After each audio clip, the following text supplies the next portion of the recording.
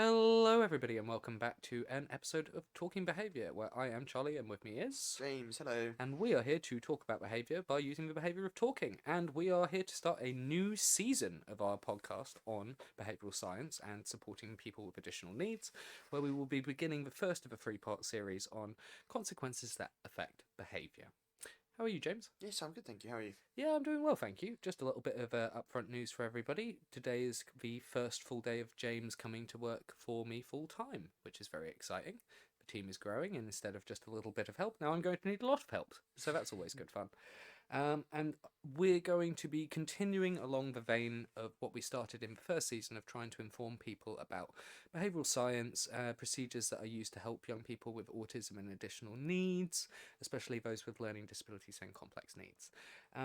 This particular set of episodes is going to be talking about the end of that three-part contingency that we talked about in the ABCs of behaviour episode, where we're going to be talking about consequences, which, if you might recall, is the thing which affects whether we are going to have a behaviour occur more or less in future in the same circumstances. Okay?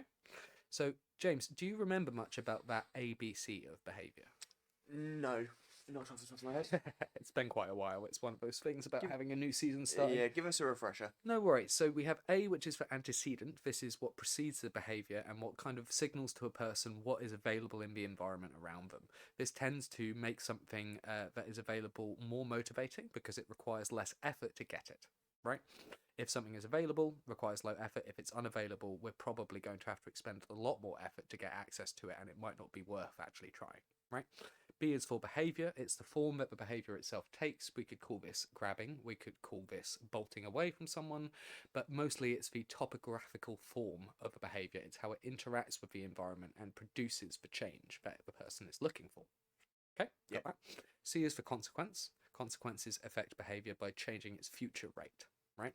So some consequences make you feel like the behavior was successful at getting some kind of change to your environment, and because of that, it makes you more likely to do that again in future if you want that change. And some consequences reduce the chance that you're going to do it again because they show that your behavior was ineffective at getting what you wanted and sometimes produced unwanted negative effects. Yeah, so you got your positive and negative feedbacks. Yeah, exactly. This is kind of you can understand that I describe this a little bit like a kind of input-output programming situation, and that is because humans are really a very complex machine with a lot of sensory input and a lot of ability to perceive things inside of their environment. This is, you know, the reason why we are more complicated is because we have more stuff that we're having to process, more things that we're having to deal with, and that's what makes it obscure what a person is trying to get out of a situation. If we had a lot more understanding about what that person is perceiving, about what their history was, we actually can identify quite clearly why they are doing what they're doing. All right? So this three-term contingency, this ABC, is of the operant contingency, right? It's how we operate upon the environment and get what we want out of it. This leads us to the consequences, which are whether we think we were successful or unsuccessful.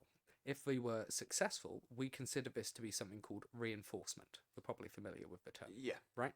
Reinforcement basically just means that it is a consequence which occurs after a behavior, which causes that behavior to occur more in future circumstances. So defined by its outcome, Yeah. right? If it increases a behavior that immediately preceded it in the same circumstances, it's a reinforcer. It's reinforcement.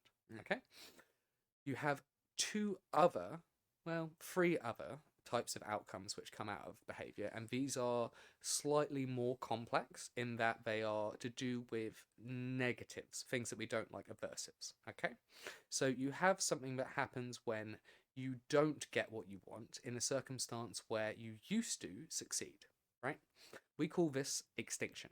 Because what happens is you, as an organism, are programmed to try even harder to get that thing using the behavior which has historically been successful. We call this an extinction burst, right?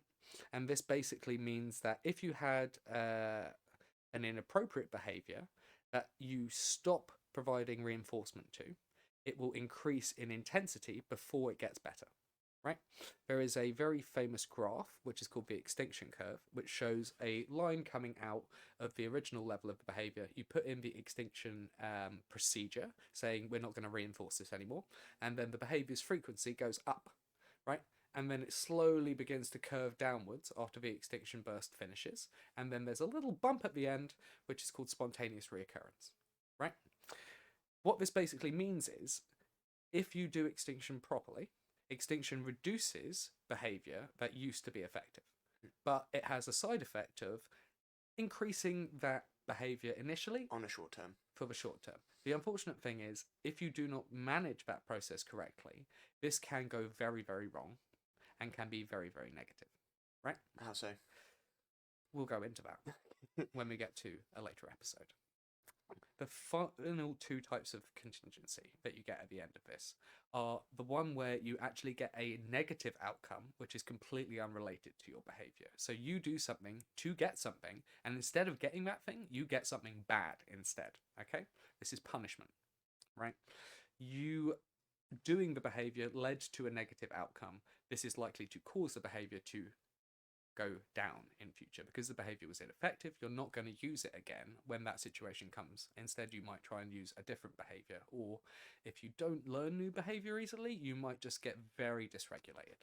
Okay, the final one is actually completely not how would I put it, it's the neutral outcome. That's what I was going to say. Is, Yeah. is there a neutral one or a no outcome sort of Yeah, option? there is your behavior didn't produce any real change in the environment at all, and that might cause a punishing effect in some respects. It might cause an extinction like effect if it's been historically dealt with. But the main thing is it's not actually adding something negative after the behavior, so it's not actually punishing it. It's just ineffective. It's likely that the behavior will not reoccur at a higher rate in future. Yeah, so I was going to say, so do you think that behavior would still continue to be used, or because it has absolutely no effect, would it still reduce in? I mean, there's very unlikely that you will get completely no effect, right? You Yeah. might get another effect, which is unintentional, and that effect could be viewed positively or it could be viewed negatively. Which it Yeah. depends on which way it goes, yeah. Yeah, so really what I'm saying is the neutral kind of outcome doesn't really exist because you will do something, Something will happen. something will change, and right? that will not be net neutral. Yeah, and it might be what you wanted, it might not be what you wanted, but it will be a change, and you have to decide whether that's something which you like or dislike. Yeah. And if you unintentionally get a change, you might decide that you like it, and then do that behavior to get that change again. Unintentional reinforcement. Yeah. Right? So you've got this big kind of hierarchy, and I think it's really important to state up front that we, as people who have signed up to the UK Society of Behaviour Analysts, have signed up to a ethics code that basically states we must try to do reinforcement-based strategies that increase behaviour, before trying to do anything more intrusive, right? Like an extinction procedure or a punishment procedure. Yeah, because generally, extinction and punishment, not only are they just unpleasant for the person doing it and the person receiving it, they come with very negative side effects, and we'll go more into those in a later episode. Mhm. But the general idea that you have there is that we, as behaviour specialists, have to decide what consequences we want to program into a situation. Do we want to make a behaviour completely ineffective? And if we are going to make it ineffective and put the behaviour through extinction, are we ready to deal with those side effects, right? And make sure that we don't unintentionally make things worse. Yeah. Okay. Do you have any questions about that? I guess on that last point, it's so important to make sure, and especially so if you are going to end up going down the extinction and punishment route, is that the controlled environment is massively important. Yeah, absolutely. There's unintentional effects that can happen all the time with these kinds of things, and it's why making sure that you're controlling the environment during the use of a procedure is very important, but it's also why you just need to make sure your procedures are adjusted to kind of take into account the chaos of the environment that you're in. Every procedure has to be individualized. Every person responds differently and needs to have a different version of procedure presented to them for it to work properly. This is pretty common, and the more complex someone is, the more you will need to adjust the procedure to make sure it is appropriate. Okay, so final point that we'll go on this one. Okay, yeah, do you want to? I was going to say, have you ever come across a consequence that has been both positive and negative. Yeah, of course. And then what do you just have to measure up whether it was more positive or more negative? Well, the thing that you tend to find is if you're trying to intervene on a behavior, the behavior will often be happening for multiple reasons. Right? I talked about this a little bit when we were going through antecedents, right? And I said pretty much every antecedent is synthesized. It is multiple things going on at once. You're not just running away from something, you're running towards something that you want at the same time. Yeah. Right? Because of this, when you're dealing with behavior, you might deal with one of those functions, but not deal with another. Right? That's that positive negative that you're talking about, because you've stopped the behavior being effective at getting one of those things, but not stopped it from being effective at getting another. Yeah. Right? And what ends up happening is it still happens because they're still getting something out of it. It might happen less often than it used to because it's only getting half of what the person wanted. Yeah. But it will probably keep occurring if it's somewhat effective. Right? Only when it's fully ineffective. So you have to fully nullify it before. Yeah, because this actually is what happens when people try and say implement an extinction procedure without full control over the environment. Is they remove some of the consequence, or they implement some of the consequence, but they don't actually manage to fully remove the effect, because some things will change the environment. Right? Throwing an item and it breaking on the floor produces auditory and visual input, which even if you still make sure that the demand the person was trying to avoid by throwing the item still happens, they still get that visual and auditory input. So if that's reinforcing to them, the behavior will still occur. It just might not occur to avoid demands. It might just start occurring randomly. Oh God, that would be a problem. Yeah. Right. And so these are these unintentional side effects that you see where because of the complexities of people and because of the fact that we're often doing multiple things for multiple reasons, we have to be sure that we address all of those things at once. And we have to be sure we know what we're doing before we intervene. Yeah. Okay. Yeah. All makes sense? All makes sense. Any more questions on that? No, I don't think so. Okay. So final point on this one is there is a breakdown that we talked about before, which was reinforcement by addition, reinforcement by removal. You might remember this. Yeah. This is basically talking about the fact that you have positive reinforcement, right? Which is when you give something to someone after a behavior because they want to see it happen more, and this causes the behavior to increase. Such as sweet treats. Yeah, so this would be, you get to eat the cookies after you bake them, makes you more likely to bake the cookies again, right? That's just a very natural example. There are some behaviors that we do to get rid of things that we don't want. This is where the negative reinforcement comes in, right? So negative reinforcement is the removal of something that you don't like because you did the behavior, which causes the behavior to happen more in the future, right? So this might be asking for somebody to close the window because it's cold, and next time that you're cold, you're more likely to ask somebody to close the window. Yeah. Right? This breakdown also occurs in punishment, right? We talked about that a little bit, but this is the kind of really important part. There is punishment by removal, right? Which is the removal of access to something, the removal of something from an environment because of a behavior which you like, which then causes you to do the behavior less in future, right? This is the timeout. Classically, right? You have done something wrong, so I'm going to move you away from your toys, and now you aren't allowed access to them for another 5 minutes. Very simple timeout procedure, limited by time. Then you have punishment by addition, which can come in a lot of different forms. One of the classic examples that I gave earlier was if you were to go and be mouthy to someone, and then they were to hit you, you are less likely to mouth to people in future, right? But there are procedures which are specifically designed from this type of event. There's one which is called a contingent effort procedure, and this is basically the addition of effort after a behavior to cause the behavior to occur less often. A classic example might be what we call a pickup procedure. So somebody does something dangerous and then you drop a load of blocks on the floor and tell them they need to pick them up a certain number of times. And then this is supposed to add effort, which is an aversive stimulus, after the behavior, causing the behavior to occur less in future.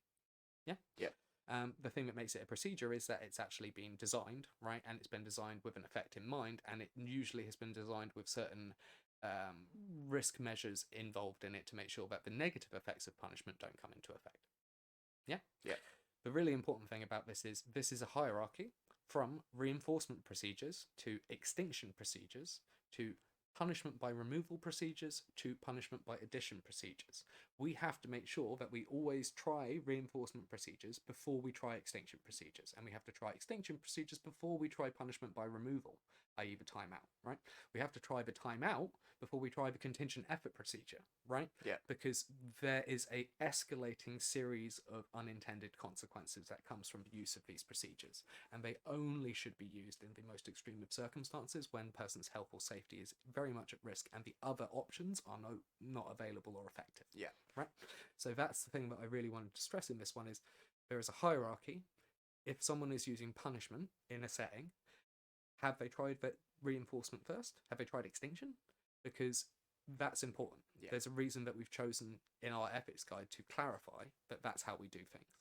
And you normally will find that there will be a reinforcement-based procedure which will work just as well. You might even be able to take the effective components of your punishment procedure and then flip the variable to make it work in a positive way. Instead of a timeout procedure, how about a time-in procedure, right? When you do something good, you get access to additional reinforcement, which then encourages you to keep doing the good thing. Yeah. Yeah. Instead of the timeout procedure where you remove it. So, interested in any feedback anyone's got on those ones? Any questions about that, James? No, all good. I know we spoke about it earlier, so I think you covered it very nicely there. Oh, thank you so much. And yeah, the following 2 episodes will be on those consequences that increase behaviour and those consequences that decrease behaviour. So, thank you very much, everybody, and have a wonderful rest of your evening.